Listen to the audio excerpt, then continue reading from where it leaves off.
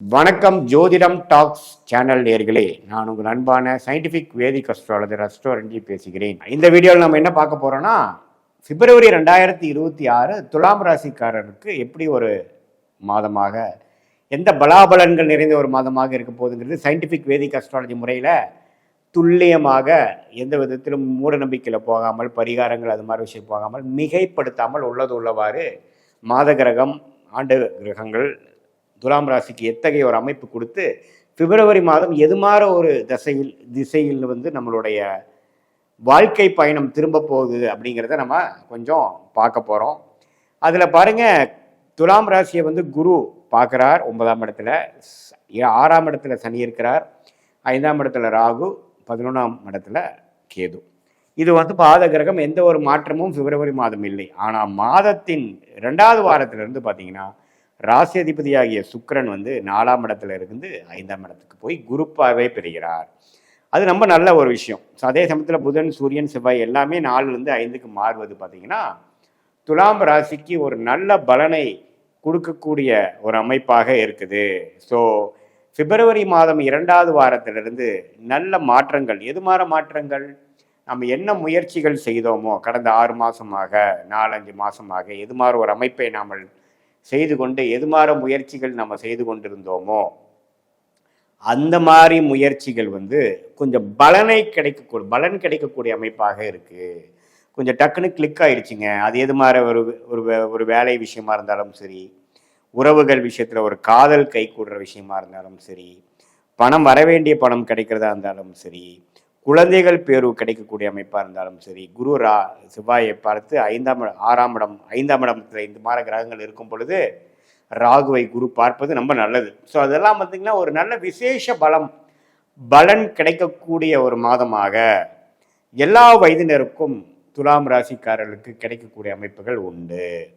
So இதில் என்ன நீங்கள் தெரிஞ்சுக்கணும் அப்படின்னா, என்ன இந்த செவ்வாயும் ராகும், செவ்வாயும் புதனும் சேருவது ஒரு மாதிரியான ஒரு அமைப்பாக இருக்கிறதுனால கொஞ்சம் நம்மளுடைய மைண்டு வந்து கொஞ்சம் இறுக்கமாக இருக்கும், கொஞ்சம் ரிலாக்ஸ் பண்ணணும். என்னதான் சில விஷயங்கள் ஃபாஸ்ட்டாக நடந்தாலும் உங்களுடைய வேகத்துக்கும் உங்களுடைய எதிர்பார்ப்புக்கும் இல்லாமல் கொஞ்சம் நடக்கக்கூடிய அமைப்பு உங்கள் மனதை வந்து கொஞ்சம் குறைப்படுத்தக்கூடிய, கொஞ்சம் சங்கடப்படுத்தக்கூடிய அமைப்புகள் கொடுக்கும். அதை வந்து சரி பரவாயில்ல, பாசிட்டிவ்ஸ் என்னங்கிறத எடுத்துகிட்டு நீங்கள் அடுத்தடுத்து நீங்கள் நகரும் பொழுது வாழ்க்கையில் ஒன்றுமே நல்லாவே வந்து ப்ரொசீட் பண்ணி ஜெயிக்கக்கூடிய அமைப்புகள் கொடுக்குது. ஸோ நல்லாவே வந்து நல்ல மாற்றங்களையும் நல்ல அமைப்புகளையும் கொடுக்கக்கூடிய அமைப்புகள் இருப்பதனால நீங்கள் வந்து இந்த பிப்ரவரி மாதத்தை நல்ல விதத்தில் யூஸ் பண்ணிக்கலாம். சில பேர் பார்த்தீங்கன்னா எதிர்பாலினத்தில் கொஞ்சம் கலப்பு விஷயத்தில் கொஞ்சம் வேற ஒரு கேஸ்ட்டு வேற இருக்கிற ஒரு புத்தகங்களோட பழகிட்டு இருக்காங்க, ஒரு 2 வருஷமாக காதல் செய்து கொண்டு இருக்கிறார்களுக்கு காதல் கை கூடக்கூடிய அமைப்பு. என்னதான் கொஞ்சம் எதிர்ப்புகள், ஃபேமிலியில் எதிர்ப்புகள் வந்தாலும் கொஞ்சம் ஒரு சம்மதம் ஒரு அளவுக்கு கிடைக்கக்கூடிய அமைப்புகள் அதெல்லாம் கொஞ்சம் கிடைக்கக்கூடியது இருக்குது. குழந்தை பேர் எதிர்பார்த்துட்டு இருக்கிறவங்களுக்கு டக்குன்னு ஒரு மெடிக்கல் அசிஸ்டன்ஸோட ஒரு ஐவிஎஃப் பண்ணி ப்ரெக்னென்சி ஆயிடுச்சு அப்படிங்கிற மாதிரி பல வருடங்களாக காத்து கொண்டு இருக்கக்கூடிய தம்பதியர்களுக்கு இது மாதிரி ஒரு குட் நியூஸ் கிடைக்கக்கூடிய அமைப்பு இதெல்லாமே உண்டு. ஸோ இதுதான் பார்த்தீங்கன்னா ஜெனரலி ஸ்பீக்கிங் இந்த பிப்ரவரி மாதம் 2026 துலாம் ராசிக்காரர்களுக்கு ஒரு நல்ல பலன்களை கொடுக்கக்கூடிய அமைப்பு வந்து கண்டிப்பாக இருக்குது. செகண்ட் ஹாஃப்லேருந்து நல்லாவே நீங்கள் அதை ஃபீல் பண்ணுவீங்க. ஸோ இது வந்து ஒரு பொதுவான பலனே தவிர உங்களுடைய ஜென்ம ஜாதகத்தில் நீங்கள் பிறந்த தேதி, பிறந்த நேரம், பிறந்த ஊரை வைத்து நீங்கள் எந்த லக்னத்தில் பிறந்தீங்க, உங்கள் ஜாதகம் எப்படி இருக்குது, லக்னாதிபதி எப்படி இருக்கிறார், கிரகங்கள் எப்படி இருக்குது, ஒரு கிரகத்துக்கும் பார்வை எப்படி இருக்குது, எந்த காம்பினேஷனில் நீங்கள் பிறக்கிறப்ப இருக்காங்க, எந்த ஆதிபத்தியம் உள்ள கிரகங்கள் தசை இப்போ நடந்து கொண்டு இருக்கிறது, யோக தசைகள் நடந்து கொண்டு இருக்கிறதா, சுமாரான தசைகள் போய் கொண்டிருக்கிறதா, வரக்கூடாத தசைகள் போயிட்டு இருக்கிறதா, வண்டி வாகனத்தில் வந்து கேர்ஃபுல்லாக போகக்கூடிய அமைப்பா, கொஞ்சம் உடம்பு உபாதைக்கு கொடுக்கக்கூடியதா, எது மாதிரி விஷயங்கள்லாம் போயிட்டுருக்குன்னு பார்க்கும் பொழுது இன்னுமே துல்லியமான பலன்கள் நம்ம சொல்லலாம். இப்போ துலாம் ராசிக்கு கோச்சாரத்தில் ஒன்றும் தப்பான அமைப்பு இல்லை. குருவின் பார்வை ராசிக்கு இருக்குது, 6ஆம் இடத்துல சனி இருக்கிறது, எல்லாம் அருமையான அமைப்பு தான். ஸோ இந்த நேரத்தில் இந்த மாத கிரகங்கள் மாறுவதும் பரவாயில்ல. ஒரு நல்ல தசாபுக்திகள் போகும்பொழுது நான் சொன்ன சாதகமான பலன்கள் அதிகமாகவும், சுமாரான தசாபுக்திகள் போகும்பொழுது சாதகமற்ற பலன்கள் அதிகமாகவும் போகக்கூடிய அமைப்புகள் கண்டிப்பாக உண்டு. ஸோ அதனால் உங்களுக்கு எப்படி அது மாதிரி போகுது அப்படிங்கிற விஷயங்கள் நீங்கள் கொஞ்சம் பார்த்துக்கணும். அது மாதிரி அமைப்புகள் கண்டிப்பாக உண்டு. ஸோ இது ஒரு அந்த தசாபுக்திகள் வைத்து பார்க்கும் பொழுது இந்த கோச்சார அமைப்பும் மிக்ஸ் பண்ணும் பொழுது இன்னுமே அக்யூரேட்டாக நம்ம அடுத்த வரக்கூடிய காலகட்டங்கள் எப்படி இருக்குது, எந்த மாதிரி பிராப்தங்கள் நமக்கு காத்திருக்கு, எது மாதிரி விஷயங்கள் நமக்கு வராது, எது மாதிரி திசையில் நம்ம வாழ்க்கை பயணம் திரும்ப போகிறது, எதை நம்ம எதிர்கொள்ளலாம், எது நம்ம எதிர்பார்க்கிறது கஷ்டம், சாதகமான டைம் எப்போ நம்ம அடக்கி வாசிக்கணும், எப்போ வேகமாக போகலாம், எப்போ வேலை மாறலாம், எப்போ ஊருக்கு ஊர் போகலாம், எப்போ வெளிநாடு போகலாம், எப்போ திருமண காலங்கள் வருகிறது, எப்போ ஒரு புதிய தொழில் ஆரம்பிக்கலாம், இது மாதிரி விஷயங்கள் எல்லாமே அந்தந்த தசாபுக்திகள் காமிச்சு கொடுக்கும். ஸோ எந்த நேரத்தில் எது செய்கிறதுங்கிறது நம்ம சயின்டிஃபிக் வேதிக் அஸ்ட்ராலஜி முறையில் ஓரளவுக்கு நாம் புரிந்து கொண்டு இப்போ நம்ம பேசுகிற அந்த துலாம் ராசியான கோச்சார் அமைப்பையும் உள்ளுக்குள்ளே கொண்டு எந்த நேரத்தில் அது இழுபறியாக டிலேவோடு நடக்க போகுதா அல்லது சீக்கிரமாக நடக்க போகுதா, எந்த மாதிரி அமைப்புகள் காட்டுகிறதுங்கிறத தெரிந்து உங்கள் மைண்டில் இருக்கக்கூடிய கன்ஃபியூஷனை கொஞ்சம் தெளிவுபடுத்தி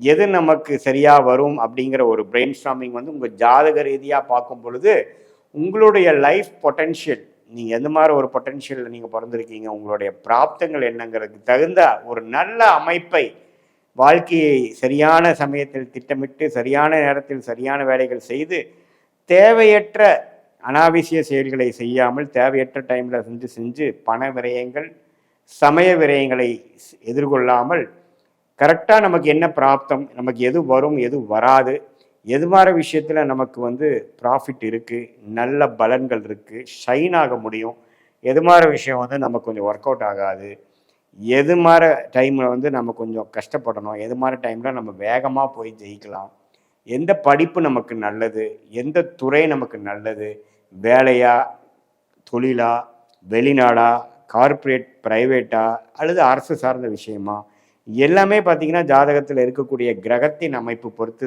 ஸ்தான பலம் திக்பலம் திருக்பலத்தை பொறுத்து நமக்கு எது இயல்பாக வருதுங்கிறது நம்ம பேசும்போது இல்லைங்க நம்மளோட பாஸ்ட் லைஃப்லேயும் அப்படி தான் வந்தது சொல்கிறது சிங்க் பண்ணி ஒரு நல்ல கிளாரிட்டி பெற்றாவே பார்த்திங்கன்னா உத்வேகம் பண்ணுறோம். எப்போ உத்வேகம் எப்படி வரும், ஒரு விஷயத்தை நமக்கு நல்லா புரிஞ்சு நம்மளுக்கு எது வரும் எது வராது, எது மாதிரி விஷயங்களை நம்ம ஃபில்டர் பண்ணலாம், எது மாதிரி விஷயத்தையும் நம்ம தேர்ந்தெடுக்கலாங்கிறது நமக்கு தெரிஞ்சிட்டாவே அதுக்கு தகுந்த மாதிரி வாழ்க்கை சம்பவங்களை நாமளே அமைச்சு திட்டமிட்டு அந்தந்த நேரத்தில் அவசரப்பட்டு போய் செய்து நம்ம பாதிப்படையாமல் அந்தந்த நேரத்தில் அதை செய்து நல்ல பலன்களை அனுபவித்து எதிர்நீச்சல் போட்டு போராடி வாழாமல் நம்மளுடைய நேரங்காலத்தை தெரிந்து கொண்டு அதுக்கு தகுந்த மாதிரி சயின்டிஃபிக் வேதிக் அஸ்ட்ராலஜி முறையில் நாம் துல்லியமான ஒரு முடிவுகளை எடுத்துப்படும் பொழுது இந்த கோச்சார பொது பலனையும் தசாபுக்தியோட துல்லிய பலனையும் சேர்த்து வைத்து நாம் தெரிந்து கொள்ளும் பொழுது